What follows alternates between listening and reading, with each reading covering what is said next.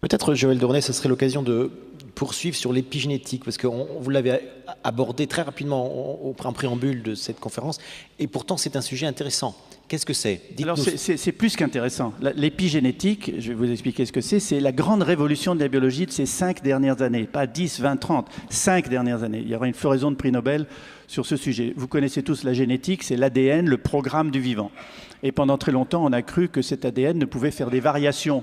C'est vrai d'ailleurs, c'est une réalité, par des mutations qui mettent très longtemps à se traduire par des espèces qui vont s'adapter et donc sélectionnées par la sélection darwinienne. Or, le programme de la vie ne code que pour 15% des machines-outils qui font fonctionner la cellule vivante, c'est-à-dire les enzymes et les protéines. 15%. Donc on s'est dit, mais qu'est-ce que c'est que le reste, les 85%? Et comme on ne savait pas, on a appelé ça junk DNA, ADN poubelle.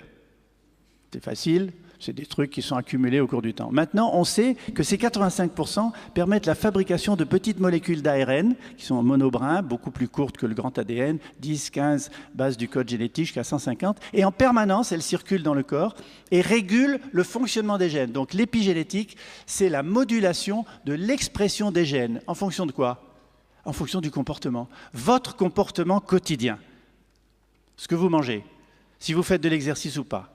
Si vous avez managé ou non votre stress, si vous avez du plaisir dans ce que vous faites, et si vous avez un réseau social et familial qui marche bien, ces 5 éléments, combinés entre eux, vont conduire à la production dans votre corps de petites molécules qui vont s'accrocher à des enzymes, lesquelles vont rentrer ou être reconnues dans le noyau.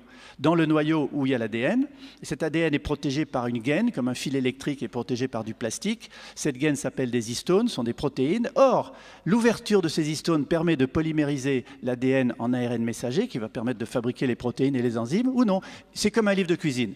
Vous avez un livre de cuisine où les pages de chapitres sont collées. Si le chapitre du soufflé au fromage est collé, vous ne pouvez pas faire de soufflé au fromage.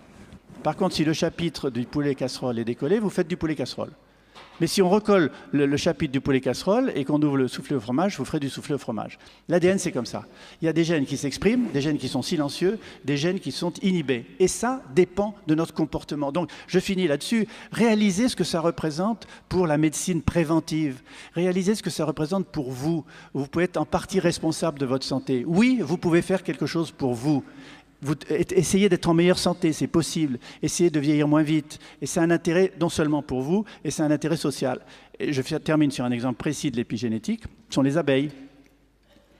Toutes les larves d'abeilles naissent avec le même patrimoine génétique, exactement le même.